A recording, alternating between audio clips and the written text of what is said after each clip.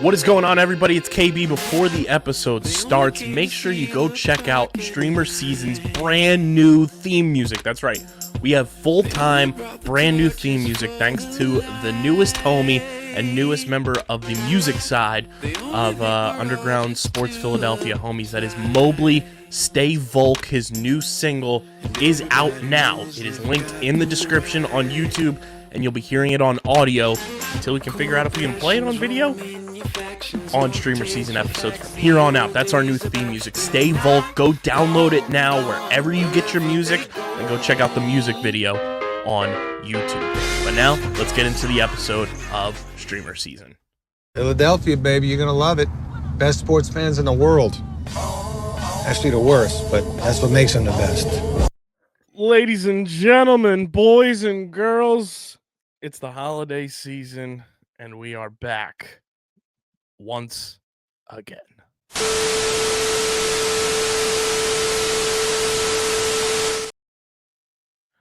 What is going on, fellow streamers? Welcome into another edition of StreamerSZN, the exclusive streaming platform TV and movie podcast on the Underground Sports Philadelphia Podcast Network. It's KB and Christian coming at you with another episode of the pod. Merry Christmas, Happy Hanukkah, Happy Kwanzaa, Happy Holidays, and if you're just listening to this and Merry you don't Festivus. celebrate anything, Happy Friday, Happy Saturday, whenever you're listening to this. We got a loaded docket once again. Creature Commandos. Harrison joins me to talk Skeleton Crew. Christian and I will be talking episode 1 of Squid Game season 2. It is back. And then we'll dive into some news and notes to round out the episode. But before we get into everything, make sure you guys are following us on the socials at StreamerSZN and StreamerSZN Pod on TikTok. Follow Christian at the Wiz_PHI. Follow me at KBICZL311. Subscribe to the podcast feed, Apple, Spotify, wherever you get your podcasts in audio form. Leave a 5-star review. It goes a long way for helping the show continue to grow, helps more people find StreamerSZN, and allows Underground Sports Philadelphia to continue to thrive and go to the moon.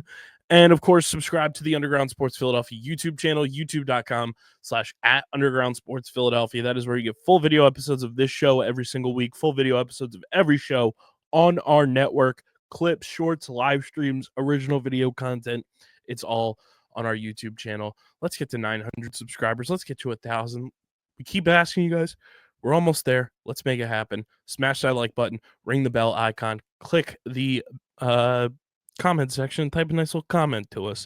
And I brought this up to Harrison when we recorded earlier. Christian, I've been pondering this idea, and I think it would be very fun to incorporate it because we have one open and active on the main pod. We have one on OTB. We have one on our F1 show. I was thinking how funny it would be if we had a voicemail line open for this show for people to just call into after they watch an episode of a show or they go to the movie theater and watch a movie and give their immediate takes and thoughts on what they just watched. Unleash the chaos. So there it is. Voicemail line coming 2025. But let's get into the big old shebang. It's Creature Commandos, episode 5, brought to you by Tomahawk Shades, the best small batch eyewear in the game. From sunglasses to blue light glasses to prescription lenses, they've got you covered. You guys, when you're watching TV and movies, whether it's on a phone, tablet, or your TV, you should be wearing your blue light glasses from Tomahawk Shades to protect your eyes. Because guess what? You only get one set of eyes. You got to protect them. Those blue light rays are going to do some damage to your eyeballs. I genuinely sleep better when I'm wearing my Tomahawk Shades blue light glasses, whether I'm watching shows, movies, sports, whatever it may be, or when I'm editing the podcast. I've got those bad boys on.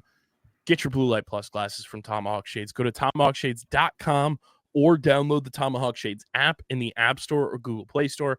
And when you go to checkout, use code USP for a whopping 25% off your next order at tomahawkshades.com or in the Tomahawk Shades app. That's code USP for 25% off your next order at tomahawkshades.com or in the Tomahawk Shades app. Creature Commandos, episode 5, Christian, Matt Peters, James Gunn. We were both talking before we started recording. A little bit of an underwhelming episode at this point in the season. did have a very meaningful cameo in this bad boy, but overall, kind of just a bridge type of episode. And you even said it was more of a bridge than last week's episode. But how are we sitting and feeling after watching the Iron Pot, episode 5 of Creature Commandos? We're feeling fine. Not worried, not over enthused. We're sitting even keel. Yeah, I mean, it was an episode that I definitely had to rewind it once to kind of go back and like pick up on where things were going. A big Eric episode, obviously Frankenstein's monster. But yeah, it was solid episode. And if you guys are new to the show, we are going to do an entire season review for Creature Commandos, which will be included in our 2024 reviews because that's when the show started. But we're not doing episode like we do with most shows. But this one, I don't know. It doesn't bring the season down for me. Like, it was still a very entertaining episode. It was just an episode that felt, it was almost like a plateau type of thing where like it didn't elevate the show, but it didn't make the show worse, if that makes sense. It maybe dipped below status quo, but just the show's pretty much still staying at the same level. Yeah, like the show's still awesome. And I think it's great that a couple days ago, as of this recording, James Gunn announced that season 2 is happening. So once again, there have been multiple instances where we believe James Gunn is listening to this podcast or watching this podcast. And this stems back to, I want to say 2021, maybe 2022. But yet another instance, as Christian and I literally brought up on last week's episode, do you think this show gets a season 2? And we were like, yeah, it wouldn't surprise us. And then boom, season 2 confirmed by James Gunn. Once again, James Gunn, you are you're one of our white whales. Come on the pod. But let's get into it. The Iron Pot, Matt Peters, James Gunn, Christian. I don't know if anything will top your spoiler warning from last week, but let's dish one out for the Iron Pot. I'm gonna try and do this. It's probably gonna be absolutely horrific. Can I do European old lady? Hello. No. Hello, everybody. No, that's verging into Jar Jar. Okay, let's just give it up. Okay, everybody. I'm Eric. This is what we learned. European old ladies are actually Jar Jar Binks. Oh, I'm European old lady. Look at me, I'm crazy. I'm from the old country. Old country. Wow. Is the old country Naboo? Peace, This week's a spoiler warning. Brought to you by Transylvanians. I don't know why. Oh, I just do Nosferatu. Because go see Nosferatu in theaters, everybody. Go support horror cinema. Go please travel to your local cinema to see Nosferatu anyway. Come to our European countries and be Rick Flag with our princesses. And watch this week's episode of Creature Commandos and try and avoid whatever vampires be sitting somewhere. I don't know. You tell me when you see a vampire there. I don't know. Watch this week's episode. Then come back here, hit play. Hopefully avoid even more vampires along the way. Yeah, here we go. I was gonna say, vampires might exist in the DC universe, but we know they don't exist in Marvel right now. Morbius? Matt Smith? Where are you hiding? No Blade? No Noblerato. Speaking of Nosferatu, before we start, saw one of the funniest tweets today. It said, "Ask my dad to come with me to go see Nosferatu," and he told me he hasn't seen Nosferatu 1. Boo. You get a singular short boo. The Iron Pot. Easy ghost. Easy ghost. In 1831, following an incident at Victor's mansion, Eric is found by Bogdana, an old medicine woman who nurses him back to health. Is that the mom? Is that the mom of Bogdan Bogdanovich? Or is it Boban's mom? Boban? Let us know in the comment section. Is Boban the child of Eric and her? That would explain why Boban's so big. You're onto something. Anyway. Bogdana is an old medicine woman who nurses Eric back to health, and after making a full recovery, Eric sets out to find the bride, despite Bogdana trying to convince him that she does not love him back. And as a result, Eric kills Bogdana so that she would not have to live alone. How romantic. European monsters, man. In the present, Eric and Flag investigate McPherson's home and find her corpse, leading them to realize that the McPherson who spoke to Waller was an imposter. Flag calls Rostovich. Insert Among Us sound effect. I'm calling a meeting. Flag calls Rostovich and warns her about Task Force M returning to assassinate her.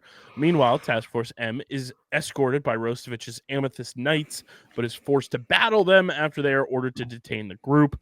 The fake McPherson returns and is revealed as Drumroll. Clayface. Flag and Eric attempt to sneak out, but are caught by Clayface. In the ensuing battle, Eric defeats Clayface using electric wires, though Flag is critically injured, and before passing out, Flag convinces Eric to tell the bride the truth. The Clayface reveal was awesome. Yeah, we knew Alan Tudyk was going to be in this show. We didn't know what he was doing in this show. But so it's fun to see, like, oh, we're doing Clayface. Oh. And this comes obviously after the Clayface like live action film was greenlit by James Gunn and DC and Warner Brothers. So that was cool to see like how they can incorporate Clayface in this animation style. I genuinely thought Eric was like going to be like morphed into one with Clayface for a minute there. But very cool reveal there with Clayface being the imposter. Which also makes you wonder, like, what other tricks does James Gunn have up his sleeve for cameos of different characters and stuff like that in a show like this, especially with a season 2 greenlit. It was a cool episode. Like, there was very fun parts to it, but like we said, it did feel like kind of a bridge to what we will probably get in the final 2 episodes, which I do have titles for now, Christian. Do tell. So next week's episode, which comes out on January 2nd, is called Priatal Skelet. And then episode 7 is titled A Very Funny Monster. I say, And next week is a Sam Liu directed episode, and then Matt Peters closes out this season. Yeah, and for everyone who's seen the trailer for next week, we get the Dr. Phosphorus backstory. Yes, which we mentioned last week. We thought that was going to be coming in one of these episodes. We weren't sure if it was going to be this week, but next week looks like it's going to be pretty fun. Very nice. But I'm loving the show. I'm happy it's going to be back for a season 2, and hopefully they just keep running with it until they have no more ideas to run with, because it is a very fun show. It's a good animation style too, and the voice actors are fucking awesome. So Very fun. Let us know how you're enjoying Creature Commandos in the YouTube comment section, on the Spotify comment section. And I think without any further ado, I'm going to kick it to a galaxy far, far away, where I will be joined by Harrison to break down the next episode of Skeleton Crew, which the more and more I watch this show, Christian, the more and more I think you'd enjoy it. Which is a rarity for Star Wars in a lot of instances. Now, True. it's not Andor levels of like cinema that Andor is, but I feel like cinema. But I do feel like you'd enjoy this show. Jude Law is fucking killing it. Jude Law, our British king. And I said it in our breakdown. A lot of times you'll have child actors that can kind of deter a show because they're kids. These kids are really, really like building the show up to be something really cool. And our Skeleton Crew breakdown is brought to you by our awesome merch partners at PHI Apparel Company. If you want to stand out in the crowd this holiday season or just in general and rep StreamerSZN, go to phiapparel.co and check out all the StreamerSZN apparel that is available to you. Check out all the Philly sports apparel so that you can stand out in the crowd with their unique designs for all. And when you go to check out at phiapparel.co, use code UNDERGROUND in the discounts code section, and you'll get 10% off your next merch order. That's code UNDERGROUND for 10% off your next merch order with our awesome merch partners at PHI Apparel Company. And now, without any further ado, let's go to a galaxy far, far away and break down the next episode of Skeleton Crew.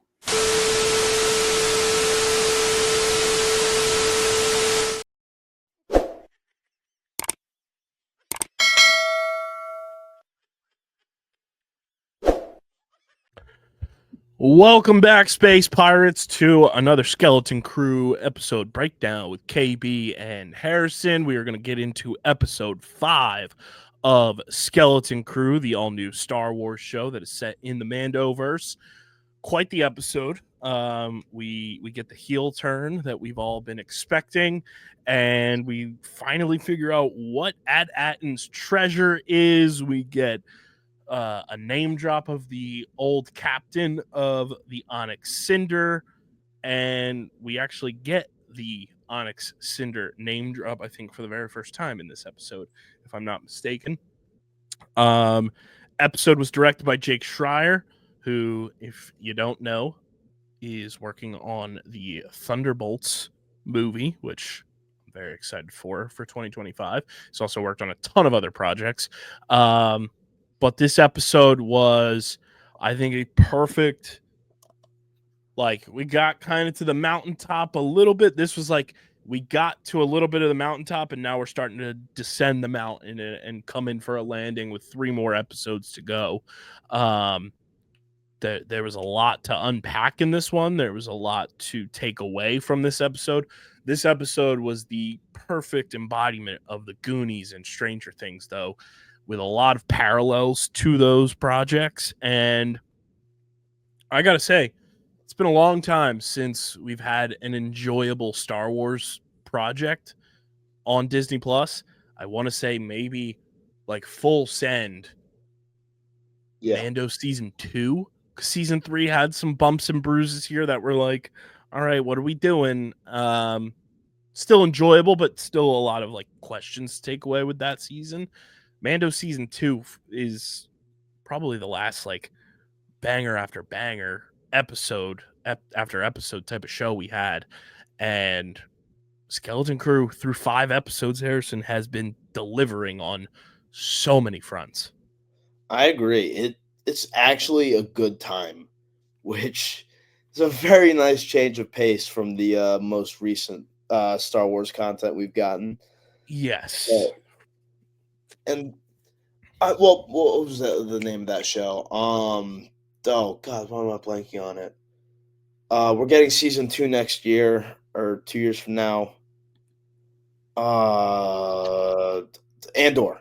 Oh yeah, that's this year. 2025. Yeah. Andor was a real fun time, but and I do stand corrected. Andor was fantastic. But after the debacle that was The Acolyte. The Acolyte, Obi-Wan Kenobi was fine, but it also felt more like Obi-Wan and young Leia than it did Obi-Wan. Yeah. Book Now, of Boba Fett was like on a mall, that would have changed everything. Yes. Like Book of Boba Fett was like a Mando sub arc. Yeah. Yeah. But it was Mando 1.5. Yeah. Like looking at our you know what else is I keep forgetting. Ahsoka was phenomenal. Yes. We had a lot of fun with Ahsoka. Yeah. The issue is that like it's all the same kind of rehashed stories we've seen before out of it's a Jedi and they're fighting a Sith or a Sith adjacent. And look, it's the same, it's us trying to piggyback off the success of Mando by doing the same thing, but like not as good as the original series. Right. Whereas this is something fresh and new and enjoyable. Whereas Acolyte was something fresh and new, but not enjoyable. Right. So we'll get into Skeleton Crew here. All you space pirates better go watch episode 5 of Skeleton Crew before you come and listen to this here episode. Otherwise, you're going to get spoiled. And I don't want any of our listeners or viewers getting spoiled with Skeleton Crew. So pause the episode. Don't even boot it up until you've watched episode 5 of Skeleton Crew, you scurvy little scallywag pirates. All right, let's get into it. Yes. This episode title, You Have a Lot to Learn About Pirates. Like I said, Jake Schreier and Myung Joe Westner, I apologize, was the writer of this episode. Also writing next week's episode as well. So we'll have a little continuation, even though Bryce Dallas Howard is directing next week's episode. We'll have the same writer. So we kind of have an idea of where we are. I do want to see if we can pull up what Myung Joe Westner is known for here. So we kind of have an idea of her projects. So she has written for Skeleton Crew, High Potential, and Death and Other Details, which have all come out this year. So she's relatively new in all of her writing nods. Which High Potential, she wrote 1 episode. She wrote all 9 episodes for Death and Other Details, or 9 out of the 10. I apologize. Yeah, she did a lot for that. And then Skeleton Crew is her latest. So I thought it was a really well-written episode too, and I really enjoyed it. So we start on Atten, and the parents desperately try to send a message to Beyond the Barrier, but they get stopped. And Farrah admits to Wendell that they have to go beyond the supervisor's back. And the crew managed to restrain SM-33 and alter his programming so that he doesn't attack. He reveals that the hidden treasure belonged to the famed pirate Tak Renaud, an unknown character, which I gotta say, Harrison, I know we did a little brainstorming last week on who this captain could have been. I'm happy it's a new character. Yes, but as I said before we started recording, this could also just be a fake name. Correct. You never know. Because we do get a hologram message that was in the episode from Tak Renaud, and you don't really see too much of who it is, but I am happy that for the time being, it's an unknown character, which I like. And meaning that since the treasure belonged to famed pirate Tak Renaud, the ship they are on is the Onyx Cinder, which we knew because it got leaked on a Lego set. SM-33 agrees to take them to his hidden base, which has since been turned into a luxury planet called Lanupa, which is for adults only. Nice.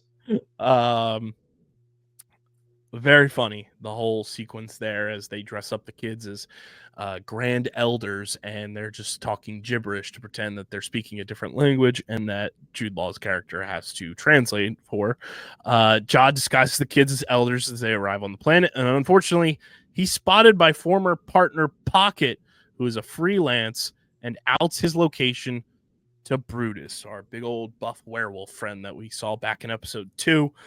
The crew make their way deep into Lanupa's hidden caves and maneuver through booby traps until they find Renaud's hidden base. And one of those booby traps was a whole pit of acid to which they had to give up treasure. And they threw one of the old Republic credits in to make sure that you gave up the big old sacrifice there. A lot of Indiana Jones, a lot of Goonies there. They find the coordinates to Ad Atten and learn that the treasure is a mint that creates infinite credits. Jod suddenly turns on the children and challenges Fern to captain, urging her to yield, holds a sword up to her throat. Wynn attempts to ignite a lightsaber. It bounces out, and we see that the lightsaber is blue. I'm not sure whose lightsaber it is per se, but after doing so, the kids make an escape, and Jod picks up a lightsaber, and then we cut to credits.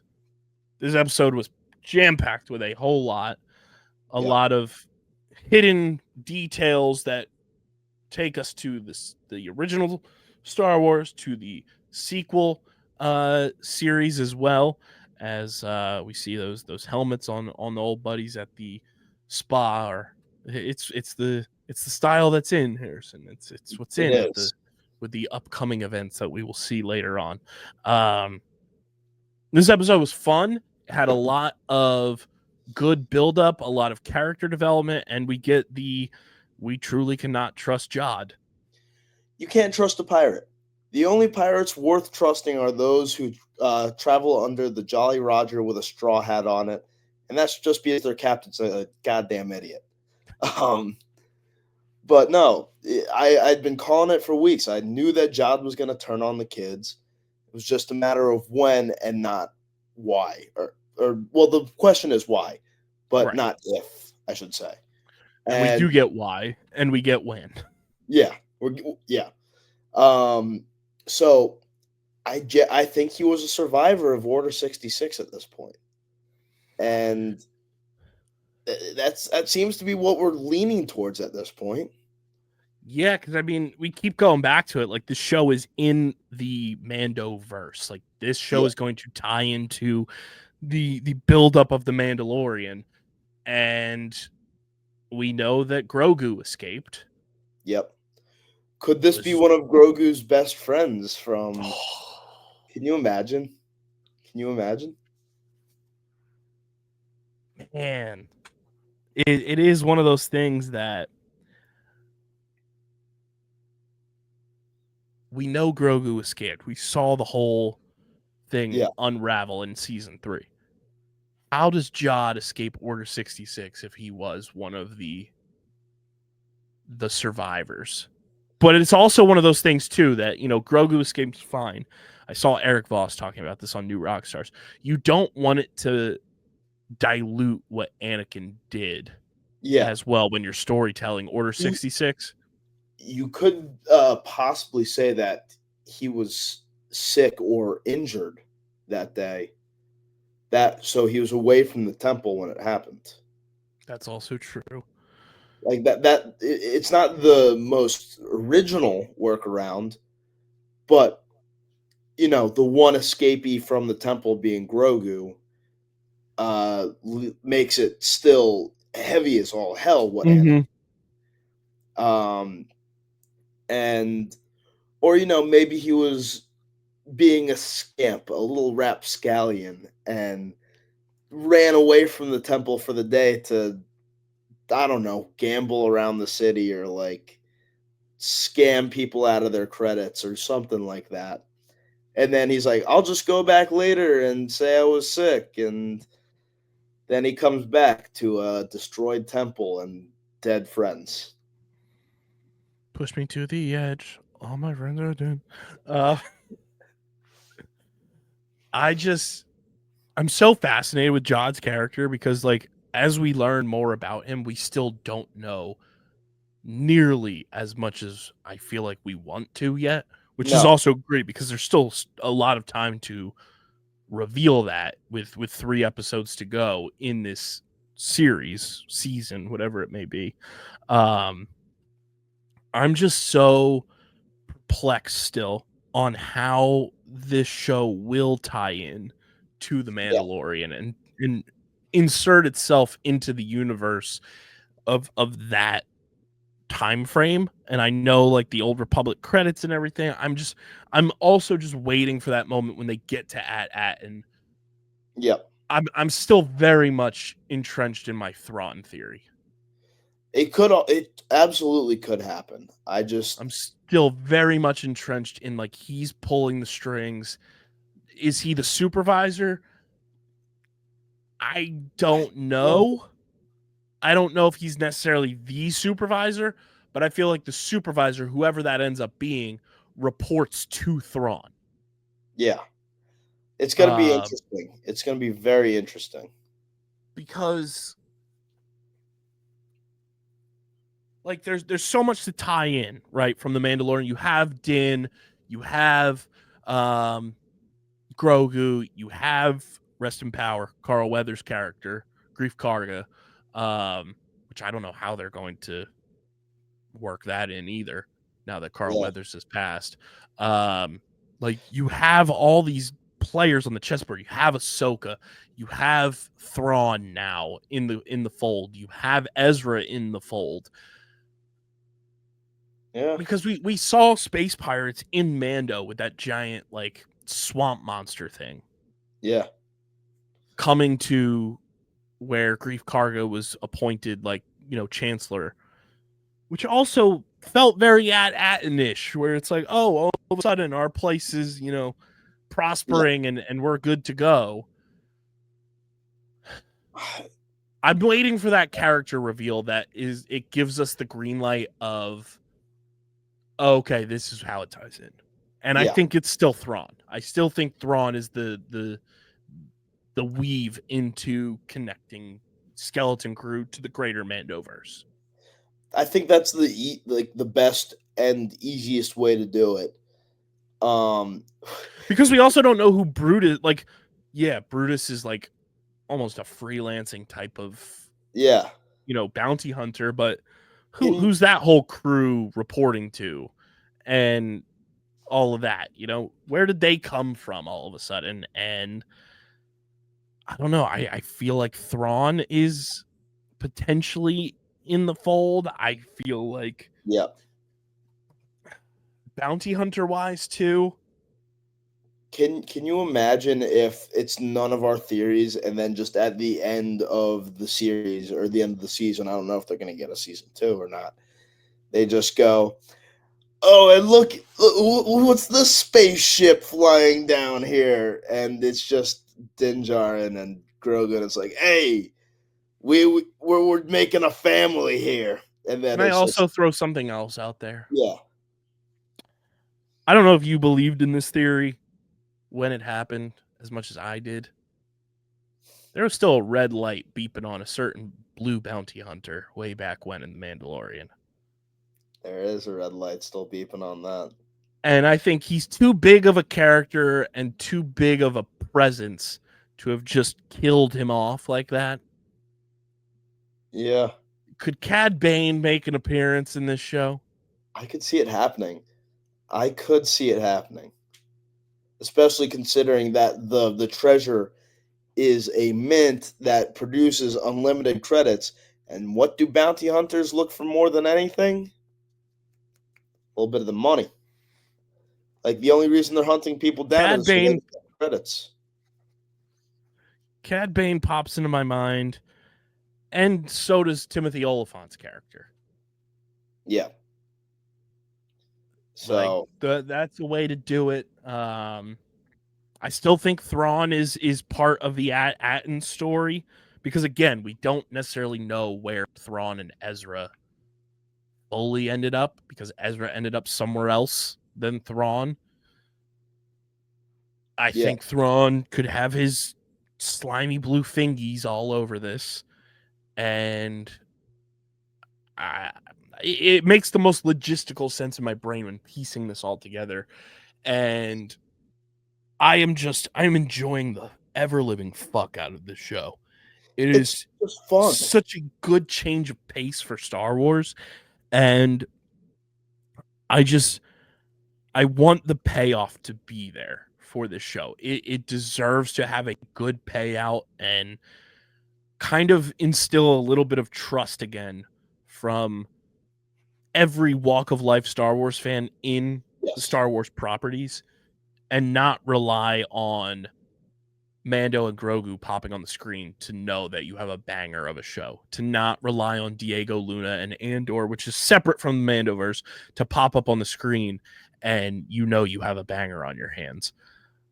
I want this show to really be that change of pace Star Wars show that The Mandalorian was when it first dropped with season 1, and experiencing so many different ways to tell a story in what is known as a galaxy far, far away. A galaxy is gigantic, and you're doing a great job through 5 episodes. I like what John Watts is doing. I hope this payout is there too, that we get more of John Watts' Star Wars brain, because through 5 episodes, I've been very entrenched in what this show is bringing to the table. I think they do a great job telling stories of characters. I think they're doing a great job of plot development, and I am very excited to see where we continue to go, and the fact that we've gotten so much already in 5 episodes of this show. Yeah. And there's still so much to figure out, but it's in a good way with 3 episodes remaining, including a Bryce Dallas Howard banger that we know is on our hands, a Lee Isaac Chung episode that we know is going to be a banger on our hands, and John Watts doing the finale. This show could really poise itself to be a really great installment in the Star Wars universe. I absolutely agree. It's just been nothing but a good time so far. And I mean, we're going to need to see how they stick the landing, or if they don't. But every week, the episodes have just been getting better and better. And I got to say, we talk about Kevin Feige, we talk about James Gunn. We don't talk nearly enough about how Jon Favreau has really revitalized and saved the Star Wars properties. He has, and I think it's mainly because he's doing it in a under the tape, like under the radar kind of way. It's not like as big picture as James Gunn is doing with the DCU, because that's massive. That we're talking about that Superman trailer, which looks like it's going to be the start of something fresh and new, which could put Marvel in the dirt, honestly, because this is a little tangent, but I think the DC heroes are better than the Marvel heroes at the end of the day. And I do feel like Marvel's kind of coming out of this rut too that they've been in, which is a good sign for them. Yes. But I feel like we don't mention Jon Favreau nearly enough in really like bouncing Star Wars back with The Mandalorian after the debacle that was the Han Solo movie, after the rise of Skywalker, the debacle of the sequels, really as a general collection, and the payout from that. And it's such a shame about the sequels too, because I remember after the third part of the sequels came out, I was watching this YouTube video from Cosmonaut Marcus out there, and he said something that rings true to this day. Felt like they went in there and produced a banger of a first movie, but then didn't have any ideas how to follow it up, and they just didn't have any plans for the sequels. It was just, let's make a movie. Okay, let's make another movie, and there's no linear story. And oh my God, Palpatine's back. How did he come back? Who knows? And I think what Favreau has done with his collection of directors that he's really brought in, because the staples of the directors in the Mandoverse, obviously Bryce Dallas Howard, Carl Weathers was a director for a number of the Mandalorian episodes as well, and his episodes were great. You look at some of the other directors we've had, Dave Filoni, obviously. Dave Filoni is the Kevin Feige, and he obviously deserves to be mentioned in the breaths of the James Gunns and Kevin Feige's and stuff like that. Rick Famuyiwa, Rick Famuyiwa, Deborah Chow, you know, Taika Waititi did an episode in season 1 of The Mandalorian. Peyton Reed, Robert Rodriguez, Lee Isaac Chung, like we mentioned, Peter Ramsey. Like they've collected this stable of really like consistent directors for the Mandoverse projects, and I think that also builds continuity for you building out an ultimate project and an ultimate payoff, is knowing that through and through you've had a couple other, you know, directors sprinkled in here and there, but you've had this consistency of, you know, Rick Famuyiwa, Bryce Dallas Howard, Lee Isaac Chung, you know, Dave Filoni, Carl Weathers. You've really built some continuity there, and I think that helps a ton when you're building out a pocket of a greater universe like Star Wars. Yes, I agree. I really enjoyed this episode a lot. I think it's so fun. It's a big pirate story, this episode in particular, and it really sets up for what I think is going to be an epic 3-episode, you know, come down and ultimate payoff for this show to reveal who the fuck knows what. I think we are in for adding Skeleton Crew into the breath of, you know, some of the better Star Wars property we've gotten on Disney Plus, which is a great sign for things to come, obviously with Andor, with more stuff with the Mandalorian coming and things of that nature. A very, very fun episode. And as you guys know, we rank every episode. I did find it interesting, Harrison, last week. We both loved last week's episode with episode 4. A lot of people online saying it was not their favorite episode of the season so far, which I found very interesting, that you and I were aligned that we enjoyed it. And a lot of people elsewhere, including, you know, the new rock stars and, you know, a lot of the big, you know, YouTube channels out there saying it wasn't their favorite episode. But we enjoyed last week. It was my first 9. It was our first 9 as a whole, grading from either of us. But to give everybody a rundown so far, the average totals for these episodes were 8.2, 8.3, 8.7, I want to say. Math is hard. Remember that, everyone. Remember that math is hard. Math is very hard. 8.6 for episode 3. And then last week's episode got our largest score of the season so far. You gave it an 8.7. I gave it a 9.2, which checked out to a 9 flat. So for episode 5, where are we sitting in terms of the grading scale? Your scores individually: 8.2, 8.3, 8.5, 8.7. I'm bumping it up again. I think they just keep increasing on themselves. So I'm going to go with a very, very solid 8.9. Nice. You know, it's funny. Last week I really enjoyed it, and I'm not saying that this week's episode was worse. I think it was great in its own right. Yep. I'm right there with you. I'm giving this an 8.9.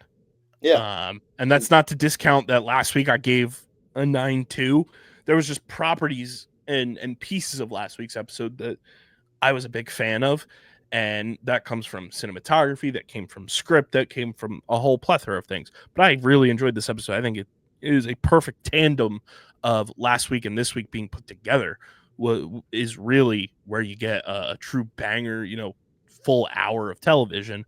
But 8.9 is nothing to sneeze at on our scales. That is monster score. And this show, you and I think both agree, just continues to get better and better as we go along. I agree. It just keeps growing on itself. And I think we're poised to have a very elite score from this show as we look at just the overall shows we've watched in 2024, where we have Echo, we have Masters of the Air, X-Men 97, The Sympathizer, The Acolyte, House of the Dragon Season 2. You know, the Penguin, Agatha All Along, this show, not that it is in the same breath as shows on Max or things like that, but Max is killing the game right now. Scoring wise, it leans more towards the Penguin. It leans more towards House of the Dragon season 2 than it does The Sympathizer, than it does Echo, than it does Agatha All Along. Yeah. And those are shows that, some of them I enjoyed a lot, but I'm not going to give them a monster score because there were certainly flaws. This show has a lot less flaws than an Agatha All Along, has a lot less flaws than an Echo, than The Sympathizer, and things of that nature. And it's doing a great job of storytelling. And I think that is the essence of Star Wars at the end of the day, is being able to tell a story. That is where you're at your best in a Star Wars project. And that's what Skeleton Crew is doing so well. They are telling this story extremely well. And it's that much more impressive to do it when you have your stars of the show being 3 of the 4 being children. Yes, I agree. And obviously Neil is a voice actor. Stranger Things. Yeah, like 3 of your 5 stars are voiced and portrayed by children, and then you have a voice actor, which again, credit to those children. You don't have a blue elephant standing around you when you're saying those lines, and then Jude Law is Jude Law, and he's just phenomenal. But it's a testament to these kids that they are really, really setting the standard for what you should be able to do with younger actors in properties. And they have all been fantastic. And I think they have been such a bright spot in this show where in a lot of instances, you mentioned Stranger Things, you look at, early on with Harry Potter as well as another instance of like really elite child acting. Child actors can also set a project back. It can be tough to watch. They're doing the complete opposite. They've been phenomenal. And I've really enjoyed the way that these child actors have been portraying these characters. They have been excellent every step of the way. Yes. Much better as child actors than I've seen out of other properties. Yes, 100%. That being said, I'll also be bringing this up to Christian when I record with him for this episode, but I've also been thinking something that could be fun for 2025 on this show. We have it on the main pod. We have it on OTB. We have it on our F1 podcast as well. Yeah. The thing about opening a voicemail line for StreamerSZN for people to react to shows and movies. Say you're walking out of the movie theater. You need to get some takes off. You need to get your ideas out about a movie. Call our voicemail line. You want to get your ideas off about a show that you're watching. Call our voicemail line. I'm thinking about opening a voicemail line for StreamerSZN. I think you should. I think you should. We will have that potentially going into the new year as well. But that is our review for episode 5 of Skeleton Crew. Let us know how you feel about this episode, how you're feeling about the show in the YouTube comment section, the Spotify comment section. Let us know. We'd love to hear from you. And keep on watching Skeleton Crew. I'm excited for next week, the Bryce Dallas Howard episode.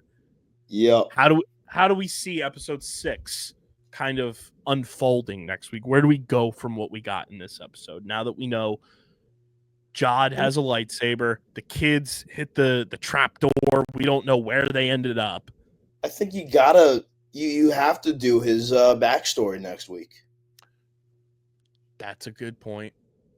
Like, I didn't think of that. Comes up next. Yeah. Especially when you have somebody like Bryce Dallas Howard who is so good at directing emotion. Yes. That's a good call.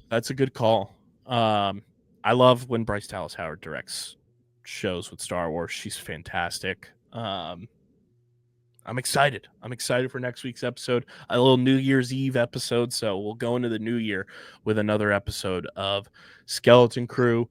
But we're going to kick it back to myself and Christian as we get set for more discussions on this episode. Happy holidays to you all. And we will see you next week for more Skeleton Crew breakdown. But for now, let's kick it back to myself and Christian.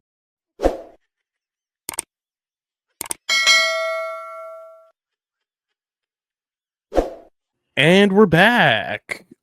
Skeleton Crew, very fun show. Very much enjoying it. And next week is Bryce Dallas Howard week, which is going to be a doozy of a time. Love her episodes that she does for all of her Star Wars shows, and she's just amazing. Christian Squid Game's back. Doop doop doop doop doop doop doop doop. Our favorite show that people, our favorite show which has been misappropriated by capitalism into an actual game show that misses the entire point of the show, is back. Went from capitalism to Mr. Beastism too. Yeah. Yeah. We had a good run, didn't we? It was a good time. It was a good time. It was a good time. Can't complain. When did season 1 debut? I think it was a COVID thing. Was it that long ago? 2021. So just post COVID. September of 21. Holy moly. Yep. When it takes 3 years to get a new season of TV out. Don't you love it, Kyle? It's either going to be really, really good or we don't know what we're in for. So far, so good. Because I was looking through, because we started keeping track of all of our grades on this show in 2022. And I was like, where's Squid Game? It was that long ago. But yeah, Squid Game season 2 is here. And I have to say, job well done by Netflix. I felt completely caught up in the last time on Squid Game, like season 1 recap that they did. They hit every bullet point perfectly to feel like you just watched season 1. Yeah, it was a pretty good speed run, all things considered. So season 2 is here. I am going in to this just with the knowledge of season 1. I have not done any research on what to expect from this season.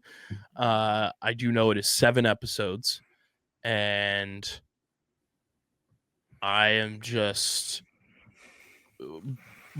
boldly reminded after watching just 1 episode tonight that you shouldn't be watching this show at night. You're setting yourself up for disaster and a horrendous night of sleep if you watch this show at night.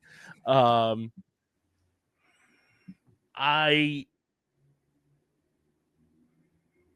genuinely think this show is so well, like,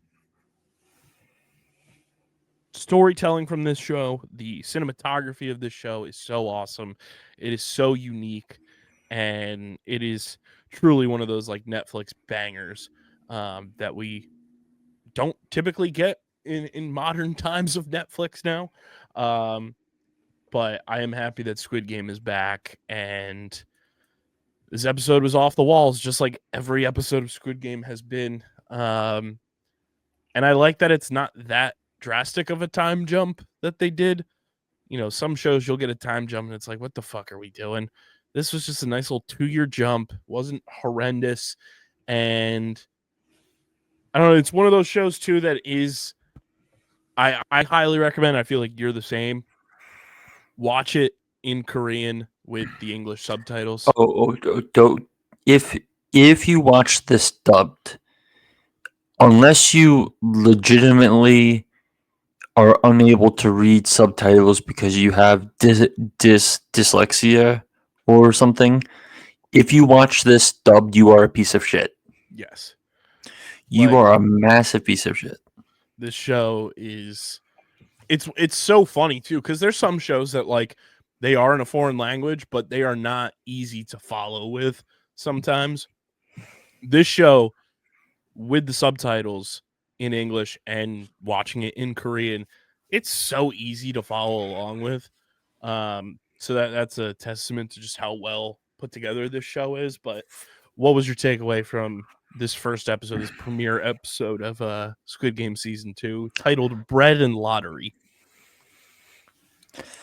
And the first thing I want to say is we if anyone watched the trailer at all, we knew that coming in, this season's about revenge. Mm-hmm. That's big thing number one. Big thing number two, this show ain't lost its edge at all, buddy. Nope. Nope. That thing has plenty of edge. It is one of those things. I mean, now looking at it, it has been a long ass time since we've had Squid Game, and good grief, like it takes you right back immediately to all the gore and just like on edge feelings that go down your spine. It is quite a show. So let's get into it. We're gonna do episode 1 today, and then we'll see how it all plays out for us in terms of episode breakdowns and stuff like that moving forward. But we did want to get episode 1 in on release day for you guys. So should we dive in, Christian? Giddy up. First things first, were you surprised that he did not get on the plane? No, because given how they ended the last season and how I'm pretty sure the first season ended with the phone call and him like not walking on the plane, kind of knew it was coming, but still nice to see. So we get Song Ji-hoon leaving the terminal, vowing to find the people in charge of the game, and he realizes they know where he is, and he cuts a tracker out from behind his ear. Off the rip. In what I think is like kind of an insanely cute and funny scene where as soon as the little kid steps in the bathroom, I'm cackling. That poor kid. It is one of those moments where I'm watching a show and I'm like just maniacally cackling because of just comedic timing. I'm like, yep. Mm-hmm. That checks out. That poor kid. That blood's running down his face, and he's like, "Can you just give me 5 minutes?" And the kid's just like, So he cuts out the tracker from behind his ear, flushes it down the sink drain, and then we see that Hwang Jun-ho survives the fall from the cliff, which I think a lot of people expected because you never saw a body afterwards. That's the rule. That's the rule in a show. If you never see the body, we can't say they're dead. And he wakes up in the hospital, and then we cut to the 2 years later time jump. Ji-hoon, working with Kim, the loan shark, and his team, search for the recruiter throughout Seoul.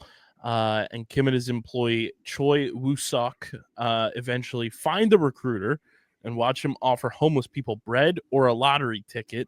And most choose the lottery ticket, which as I watch them take the lottery ticket, I'm like, you fucking idiots. You idiots. No, what are you doing? And the recruiter destroys the rejected bread in front of them and goes absolutely buck wild crazy on that bread. Safe to say he wasn't hungry for it. No, he is not a bread getter. He's a bread destroyer. The recruiter catches Kim and Woo-sok and forces them to play rock, paper, scissors, combined with Russian roulette. Let's take this one more like piece by piece. So I would say the first thing I want to start on is just the general timeline of this. Sure. Because they've been hunting this guy for 2 years. 2 years. And then it was another 3 months given how long it took. And we just have these guys bitching and moaning and bitching all the time about having to just go through these train stations and sit there all day in hopes of the person actually showing up. And then they hear the slap sound and they all just go quiet. It's such good filmmaking. It's such good filmmaking. I loved it. It was so good. And the fact that he's giving a reward of 1 billion won is crazy. And going on to the old Google currency, shifter, I was like, Jesus Christ, this is like insane. The discrepancy in dollars to one. And so that's the first part, which they did it in a great cinematic way where you had the audio, you had the faces, and then he shows them on the other side of the tracks, which you instantly are like, oh, this got to be a chase, isn't it? And so that was cool. Then these two, even though one of them's the boss, let's just call them these two idiots. Then go in a game of basically follow the leader. And it was just giving me massive like 60s screwball comedy / thriller vibes, where it's like you have two idiots following someone around a city, and then meanwhile he's speeding. Lee Jung-jae is speeding to get there and is pulled over by a cop, which we didn't touch on this, but the cop that pulls him over is the one who wanted help in season 1 to get to the island, who was eventually shot by who we learned the game master is his brother, which we also didn't touch on this. He's refusing to say that his brother is the game master, which interesting thoughts, motives, etc. Lots of things to unpack there, and we can unpack it in this discussion. Yeah, that to me is fascinating, and he's also going out to sea and trying to find this island and figure out where all this is going on to confront his brother. Obviously, is what I took away from that, is he's trying to find out where this place is so that he can be like, what the fuck are you doing? It was interesting to me that when he gets pulled over, just the one cop who is not our trusty friend who needed help and was shot by his brother didn't approach him at the same time. He kind of just stays back. And then Lee Jung-jae just drives off, like speeds the fuck out of there. He's like, I got shit to do. Get the fuck out of my way, which I think a lot of people can relate to. Especially in New Jersey. Yeah. And ticket? Okay, thanks. Bye. All right. Thanks, pal. Thanks, Chief. Yeah, I mean, it is interesting to see like 2 years later where these people are at and what they're doing, and the fact that Lee Jung-jae's character has spent 2+ years trying to find this guy and is like expensing all costs and means to do so is wild. And he bought an entire motel as his hideout. which we'll get to that, because there's also 2 other people we have to talk about. Yeah. And we'll get to that later in the discussion, but Tweedledee and Tweedledum. They play a little rock, paper, scissors, Russian roulette, and my anxiety was true to roof. See, I didn't have anxiety at all because I was just cackling like an evil supervillain as the what's his character title? Hold on. As the salesman. Oh, yeah. As the salesman, just that is my favorite. That's probably my favorite character in Squid Game, because he's just the embodiment of what the show is about. Sleek, good looking, has a smile that can bait you into anything, but just doesn't give a fuck.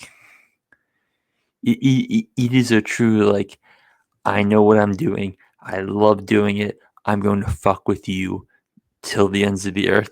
And it's just the brutality and the enjoyment he gets in it in the scene. I love it. It truly tickled the inner sadist in me, where he's just like getting in the back of their heads, and then I love it so much. And And then when then he flips the game on its head, and it's like it's kind of 5 getting and boring. 1. Five Yeah, five bullets to one empty. I was like, what are we doing? And I was like, which oh, this is the ethos of Squid Game. which 5 against 1 sounds like capitalism. I don't know. Kyle, thoughts? You said it, not me. Use it on me, yeah. Underground anarchists, anyway.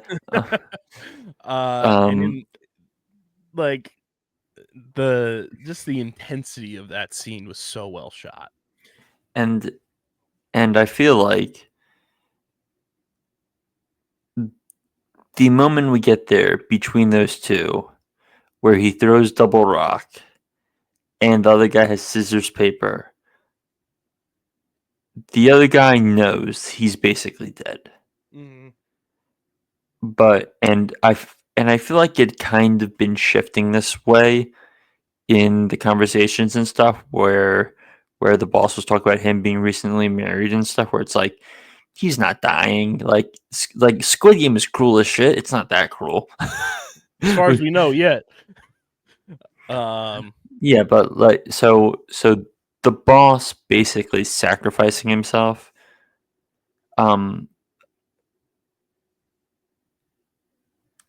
It felt in theme. But when, and this is the backtrack a little, when Lee Jung Jae gets to the location where the two guys were snatched, and the salesman's standing on top of that tall building, and Lee Jung Jae doesn't see him, like, oh, that's good filmmaking. Mm-hmm. That's good filmmaking. But before we get to kind of the climax of the back third, just kind of the final scene, let's talk about the couple that opens the flashback. Well, sorry, that kind of opens the 2 years later. Do you have their names on hand? I do not. Let me see. Okay, whatever. So we open with basically a couple on a bike, a young couple, like early 20s ish, I'd say. And the girl's trying to talk the guy's way out of a ticket with one of the cops by being, for lack of a better phrase, trying to act sexy. And the guy's like, "Screw you!" Like you're. And then we eventually see when the gang guys witness the game across the way, it's that guy. And then we see he gets a call. And we know he has one of the cards, but then we see she has one of the Squid Game cards as well. But she's also she's also potentially pregnant, judging by where she's calling from and the people in that place as well. Which that's going to be an interesting thing to note and see how that through line plays through. Where are we going to have, would you kill a pregnant woman? And the show will go, absolutely, yes. And I can't wait for that moment. It's going to be so cruel. And I'm going to be like, yes. Is that unborn baby also a contestant? Ooh, that's a fun question.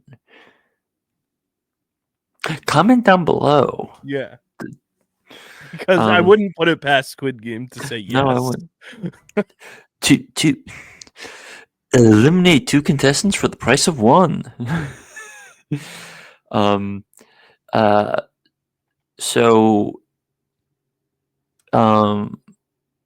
then as he, well, again, my brain's jumping around and just behind the curtain, guys. It's 12:40 in the morning right now, so my brain's like trying to keep track of this because this season has 1, 2, like right now has like 5 storylines going.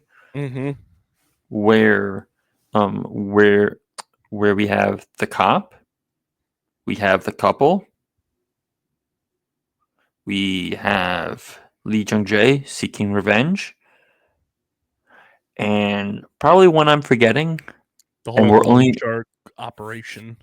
yeah, and which, by the way, we forgot to even mention the cop breaking into the loan shark headquarters. Yes, I was gonna get to that next. After we see Kim get killed, the loan shark himself, Jun Ho investigates Ji-hoon and finds his base of operations, and then we get that flashback seeing him be like, "Oh, this is the guy that I asked for help, and he wouldn't help me." The recruiter finds Ji-hoon at his base and tells him that he was a The- soldier in the game and the killed his Pink father. Motel. The Pink Motel. And they do it in a really smart cinematic way where from all this craziness and he's getting out the phone, he comes out of the car and the pink in the Pink Motel is lit up. Yeah.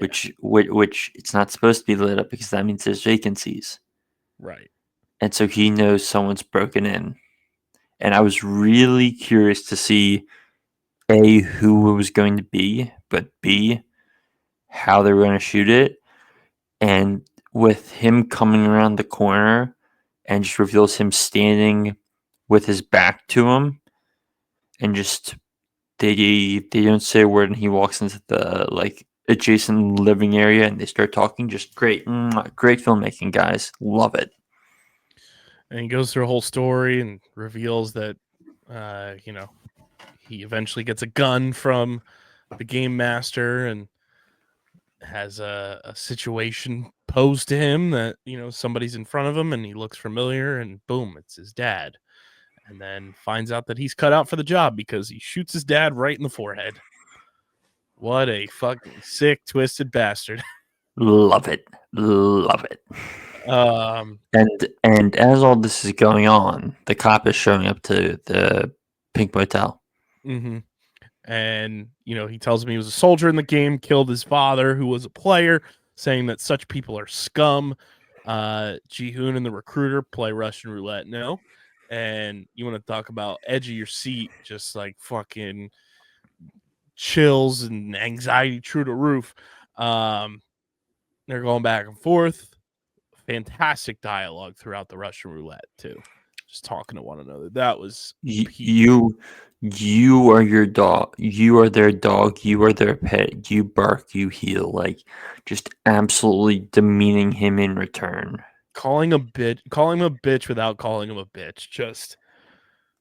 And then, in the end, he's the one stuck with the bullet, and he's got to force him to make his choice, and he chooses to live by the rules that were set by him, and it ends on him blowing his brains out, essentially, which I didn't think they were going to do that, and I'm sad because I wanted so many more, so much more of the salesman, because he's again, he to me is the embodiment of the show more than anyone else. I was gonna make a comment. I'm struggling to remember it right now. Oh yeah. Kyle, when you think of Russian roulette, what version do you think of? Because I have a annoying contention with this episode when it comes to Russian roulette. Well, it's funny because me being the 90s baby that I am, I remember the Game Show Network show, Russian Roulette.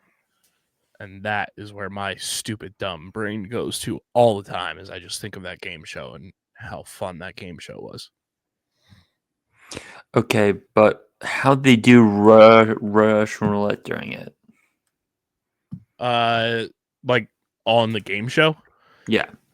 So it was like this giant stage type thing, and I forget how many contestants it was to open up, but it was like giant light orbs, and it just traveled around almost like Wheel of Fortune in a way, but it just went around, and then if it landed on you, boom, you fell through the floor and you were out. So here's my contention. When it came to the loan shark and the underling, they weren't playing Russian roulette. They were playing a bullshit version, because in true Russian roulette, as seen in The Deer Hunter, you don't spin that wheel after every go. You don't spin after every go. Because that then resets the odds and changes the stakes and makes the prior one pointless. It's true. Hence why I very much had more stress during the last one, even though we obviously knew he wouldn't lose because he's the star of the show. But during the first one, it kind of pissed me off that they kept respinning back to 5 out of 6 odds, because it's if you're playing Russian roulette and you keep resetting the stakes, then you're not playing Russian roulette. You're just saying, oh, you didn't die, I'm gonna give you the same odds. You didn't die, and it's just like it plays towards the sadism of it, which again I enjoyed this sadistic nature of doing that, but you're not playing Russian roulette. They're playing South Korean roulette. It's just that if I have any gripe with this episode, it's that when you said you're playing Russian roulette, you're not really playing Russian roulette. So stop this. Yeah. And then when the recruiter dies after losing, Ji-hoon collects a card from his jacket that is a lead to the front man. Episode 1. Welcome Squid Game back. Very nice. Very nice. Knowing that it is a Netflix property and all the episodes are out, do we want to do episode by episode ratings, or do we want to do full season for this? I generally prefer full season, just because I mean, if we want to give a score for the season preview, I'm fine with that. But I've generally moved away an episode by episode basis in recent times, just because when it comes to shows overall, the consistency is, I feel, unfair in a way to judge some shows. So if I give this episode a score 8-9, like it's a pretty damn good welcome back. Yeah, that's about where I was too. I was gonna say 8-9. Insane show. Just put your seatbelt on, keep your hands and feet inside the vehicle at all times type vibes. And Squid Game is back with a vengeance. 6 episodes left for us to break down. And yeah, what a show. What a fucking show. This damn show just gets me every time. But I think without any further ado, let's kick it on over to everybody's favorite segment.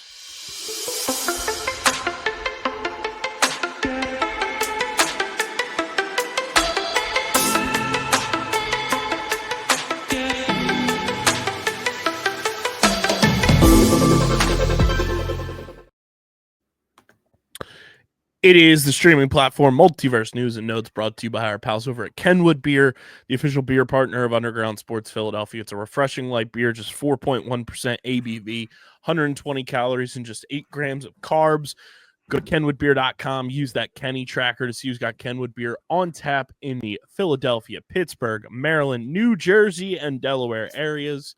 You can check out the all-new Kenwood beer golf glasses that they have on sale now that they sent us so kindly here to the studio.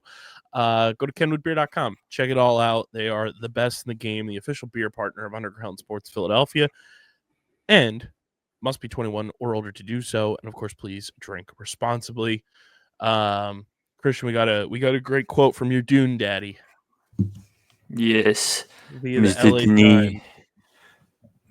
Cell phones are banned on his sets because he wants everyone to be locked in with the filming. Quote, it's forbidden. When you say cut, you don't want someone checking Facebook. No, but that's not even my favorite part. It's the part about us being ruled by algorithms, which Yeah. Yeah, But Kyle, my question for you is, would you like to come on an Odyssey with me? I'm so fucking pumped. Okay, so for those who don't know what I'm even remotely hinting at, which congrats, you're living under a rock. Christopher Nolan's next film is The Odyssey. Homer's The Odyssey. This is what he's using the I won Best Picture with a 3-hour biopic about a nuclear physicist that made almost $1 billion. I'm so pumped. The Odyssey is such an awesome like collection of stories. It is truly the original comic book, and I am so pumped. My favorite meme post about this was someone said me walking out of watching the Odyssey in 70 millimeter, and it was Drake and Josh when they get off the roller coaster in that episode. That's literally going to be me. I cannot wait. So many people have also been telling on themselves that they never read the Odyssey or Yeah, even okay, know what so the Odyssey is, and my brain was scrambled seeing that. Yeah, so I wanted to bring this up. Maybe this is just like other states have shitty public education, which, to be fair, New Jersey's a pretty smart state, and who in bumfuck Midwest country, sorry, Midwest county or state knows what the Odyssey is if you have that type of leadership. But when you have relatively notable, let's just say, influencers going, what's the Odyssey, and they're posting screenshots of them having to Google what the Odyssey is. I'm sorry, but I don't know why we're listening to dipshits like you. Like you I know there's a reason that you are an influencer, but holy shit, I didn't expect it. I didn't expect that. It was because you literally don't consume media. My whole brain has been our expectations were low, but holy shit. Yeah, like it is. So I asked my sister if she knew what the Odyssey was. She did not. Shrug. I asked my cousin. He did. So, and they're 1 year apart. So I'm like, oh, okay. Did we just stop teaching the classics? right? Like, do people not know like the most, like arguably the most influential piece of literature in human history? You can kick rocks. The Bible. Like comic books exist because of the Odyssey. Like there are comic book versions of the Odyssey that people read. Literally, like my friend Nate, or I'm sorry, my friend Neil tweeted about this. Do we just lose the fact that like one of the best episodes of Wishbone is about the Odyssey? Wishbone is an American cult classic that was taught in schools and used as a teaching medium, and it was a fucking dog going through history and time to teach you everything. And the Odyssey episode of Wishbone is amazing. We're like, how did we lose the plot that hard?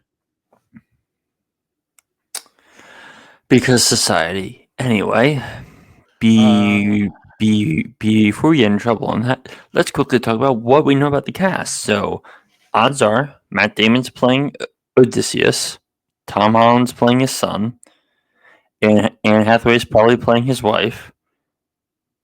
Yes, mommy. and Anne has aged amazingly. And then we have an interesting quartet where we don't know what quite is going on. Where it's Zendaya, Robert Pattinson, Charlize, and Lupita Nyong'o. So, based on all that we know, I would say Pattinson's Poseidon. even though that feels weird, Lupita plays Calypso, Zendaya, and Charlize. There was a tweet about this where I've got to dig it up because I should have been prepared. But Zendaya, Calypso. Okay, so the pitch was Matt Damon, Odysseus, Holland Temecula, Anne Hathaway as Penelope, Zendaya as Athena, Charlize as Cersei, Lupita as Calypso, Rob Pat as Poseidon. Feels fine. I'm not mad about it. No, the real thing is who they cast as Zeus. Okay, so I was having a fun discussion with someone about this because as I was thinking through things, my mind just kept going to fun comedic ideas, even though this is going to be a straight movie, and my mind generally went to Paul Giamatti as Zeus. Even though it would be the biggest tonal clash. Aside from that, and I believe he's already played Zeus, if I remember correctly. I have to double check the cast of the show. No, has he? Is this character technically his name? Either way, Ian McShane.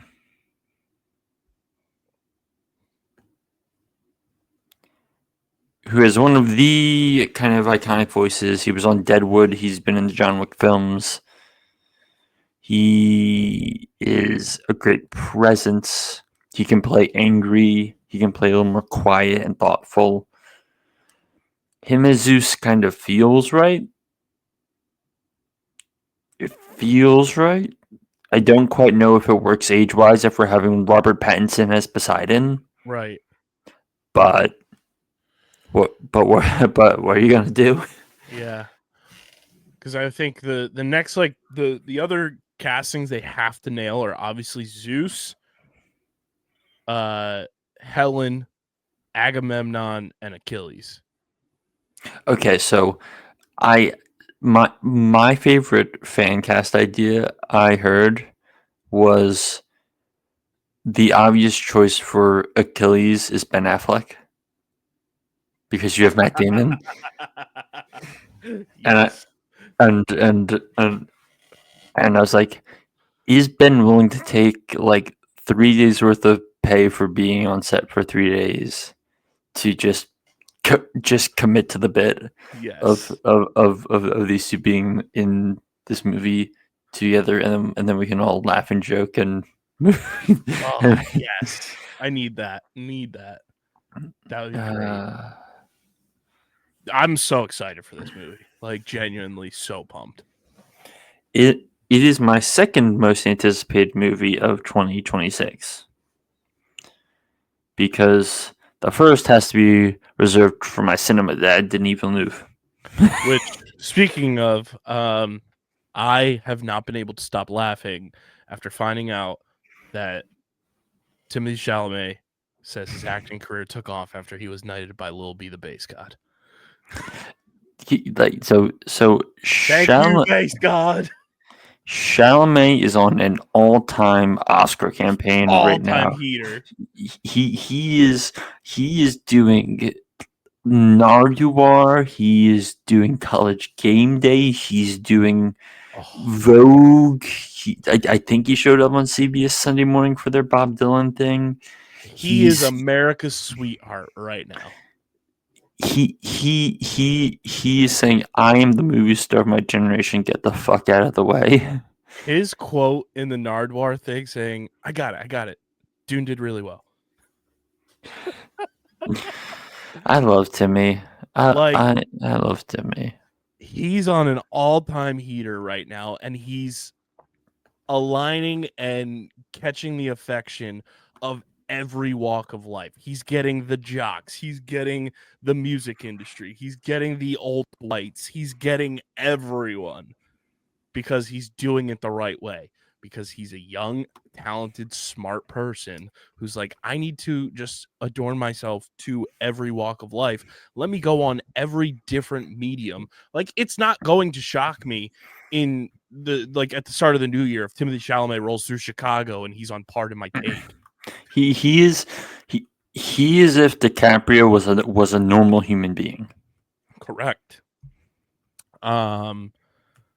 I do have the video footage. I'm going to be posting this on social of Lil B knighting Timothée Chalamet. I got this one out here. Sony Pictures CEO Tony Vinciquerra insists that Madame Web isn't a bad film. Quote, Madame Web underperformed in theaters because the press just crucified it. It's not a bad film, comma, and it did great on Netflix. Buddy, that second sentence is where I lose faith in you. And here's another quote, too, from him. Sony Pictures CEO confirms they are rethinking the future of their Spider-Man villain spin-off films. Kraven the Hunter is the worst launch since he became CEO in 2017. He doesn't think they are bad films and blames the critics for crucifying them. Quote, if we put another one out, it's going to get destroyed no matter how good or bad it is. So here's the thing. I'm fine with all those quotes except for the quote that I read off that basically was said, the movie's not bad because it did go on Netflix. I'm like, that's not the flex you think it is. Plenty of shitty movies do good on Netflix, buddy. I hate to break it to you. Yep.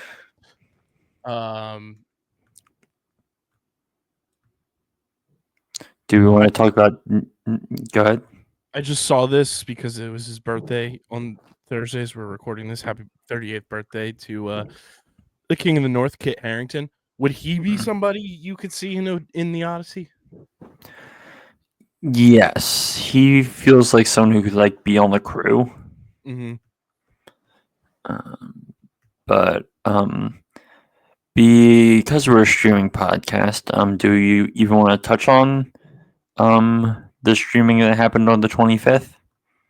Ah, yes. Great pull by you.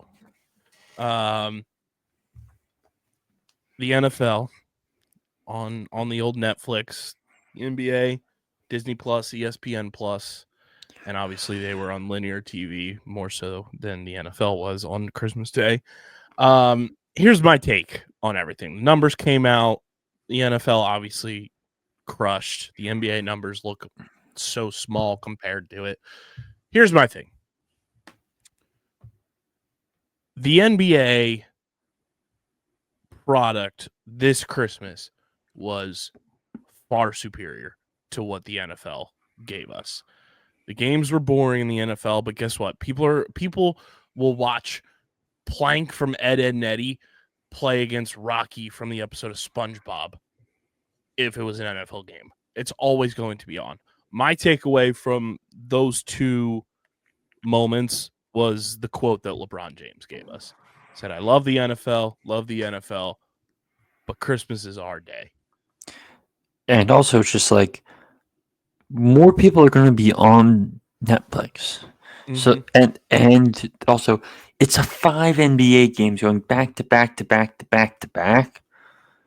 So there's less of a scarcity and eventizing of it when you literally have 12 to 13 hours of basketball just going. Right. And when you think Christmas and sports, you think the NBA. When you think NFL and holidays and everything, you think Thanksgiving. When you think, we talked about this on the main pod, Harrison and I, like, Halloween is reserved for baseball. Thanksgiving is reserved for football. Christmas is reserved for the NBA. And New Year's is reserved for the NHL. Stay in your lane and know your holiday. And Mother's Day is reserved for baseball. Correct. Like, just stay in your lane, know your holiday. And the worst part about LeBron dropping that quote, which I had no problem with, I thought it was an awesome little mic drop after the Lakers beat the Warriors in an amazing final stretch of that game, too. The shitty part is next year's Christmas, 2025 Christmas Day, falls on a Thursday. You already know Roger Goodell is plotting and scheming to have like every team play on Christmas next year. It'll be 1 p.m., 4 p.m., 8 p.m. And then knowing Roger, he'll probably schedule some like 10 a.m. Christmas Day game. There'll be like a 6 o'clock game. Like we're gonna have the best teams playing on Christmas Day next year. Like you're going to get like an Eagles Lions matchup on Christmas. You're going to get Chiefs Bills. You're going to get some sort of like Steelers Ravens. You're going to get like all of the marquee matchups are going to be on Christmas. And it like if you're gonna do that, just go all out. Make the Titans and Jaguars play too to pay homage to what Thursday Night Football really is. Give the Jaguars those puke gold uniforms back, and let's do it the way that the good NFL gods intended. In other news, Fortnite added a Samurai Stormtrooper skin, so anytime you're playing the game, you too can have accurate Stormtrooper aim. That's incredible. Lord, I'm not paying for the skin, but Lord knows I have it. You probably do too, Kyle. We got the first teaser for Happy Gilmore 2, and I have to tell you this story, Christian. Oh boy. I see the trailer drop. I show it to my dad first. I then show it to my mom. I pause it on Travis Kelce's face. On the scene with Travis Kelce, which congratulations to Travis. And I go to my mom and I say, you know who that is, right? And she's like, should I know who it is? I was like, yeah. That's not even the best part. I say, yeah. And she looks and she goes, oh, that's the guy from Spider-Man. She thought.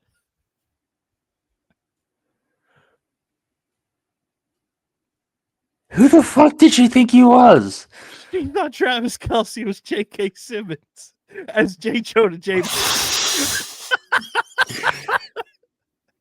First of all, J.K. Simmons is bald, A. Or she really thought J. Jonah Jameson. Jesus Christ. Holy fuck. Bring me Happy Gilmore. I was nonstop laughing for a clean 20 minutes. I couldn't believe that she thought Travis Kelce was J. Jonah Jameson in a Happy Gilmore movie. Well, in other news, Denzel Washington is now a minister. Hell yeah, Denzel. This is a great quote from Keanu Reeves from CBS News. He was asked if he wants to make John Wick 5. He said, "Never say never. My heart does, but my knees are saying yeah. Felt that in my soul. There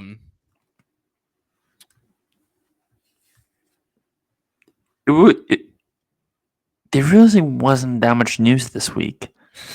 Yeah. Let's do like two more things. There's a quote from James Gunn about Clayface. He said he's not worried about Clayface releasing 1 month away from the Batman 2. He said Clayface is in the DCU, so it doesn't matter. Something's moving. Yeah.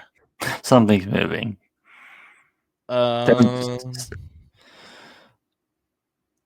One last thing here. I have this since we talked about him a ton. The Rotten Tomatoes scores for Christopher Nolan films. Can you guess the lowest score? Are we counting the following? The following is in. And I'll give you a hint. It's not the lowest. Okay, I mean, it's not going to be on... Is it Insomnia? No, Insomnia is at 92%. And What's for reference, Following is at 84%. okay? So what we lower the fuck? Shouldn't be Dunkirk. It shouldn't be up. Don't. It better not be Tenet. Tenet is the lowest at 69. That is bullshit. That is bullshit. I fucking love Tenet. I'm sorry, but as someone who has watched Insomnia, that's a weird fucking kooky ass movie. Tenet fucking rules. So the list here, from bottom to top, Tenet's at 69%, Interstellar's at 73%. Okay, that's fine. Prestige is at 77%. That's low. Following is at 84%. Batman Begins is at 85%. Inception, my favorite movie, 87%. The Dark Knight Rises at 87%. Insomnia and Dunkirk are both at 92%. Oppenheimer's at 93%. Memento is at 94%. And The Dark Knight is at 94%. Okay, so Dark Knight Rises and Batman Begins need to get the fuck down that list. Because you know what's so funny? I genuinely don't ever remember seeing Batman Begins. Okay, so I have this gripe with my friend where he insists Batman Begins is good, and like it's like 9 out of 10. I'm like, it's fine. It's like a 6. It's like a 7. Like it's a nothing burger for me. Like The Dark Knight Rises does more for me, but that movie's too long. It's messier. I'm just like, it's like, like, what is this gaslighting? Stop it. I genuinely don't remember ever seeing Batman Begins. Liam Neeson is Ra's al Ghul. Right. And I don't remember that, like, at all. Well, that's because he's originally not claiming to be Ra's al Ghul, because there's a fake Ra's al Ghul played by Ken Watanabe, which is like one of the greatest. I also don't remember, which is insane. Like, I don't remember that movie at all, which is insane to me. Yeah, it's like almost the forgotten Dark Knight movie, which is sad because I think Cillian Murphy's having a lot of fucking fun as Scarecrow. Mm-hmm. But so weird. Yeah, very interesting. What was the other thing I was going to bring up? Oh, I do have to bring this up because Christmas has happened and my annual Christmas Eve tradition occurred and still gets me every time. Getting yelled at work? That and the tears flowed watching It's a Wonderful Life. That movie's awesome. Tears also flowed for me of laughter as Chevy Chase gave his hallelujah, holy shit, where's the Tylenol? Okay, so we have our database, right, of all of our shows and movies we've watched. I feel like those two movies for us, we should just shoe them in to our database, and they are just perfect films for us. I'm fine with that. There it is. Christmas Vacation, wonderful. It's a Wonderful Life. Boom, into the StreamerSZN database as flawless films, joining everything everywhere all at once. I think that's a good note to wrap it on. I agree. Make sure you guys are following us on the socials. Subscribe to the pod. Subscribe to the YouTube channel. Leave a like on the video.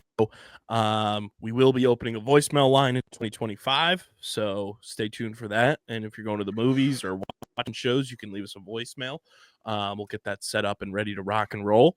And also some streaming news from Underground Sports Philadelphia, returning on January 1st, 2025, the revival of Top Bins, the official soccer podcast on the network, is back. I thought you were going to say Dylan stop time slipping. I have heard from Dylan more recently. I will say that.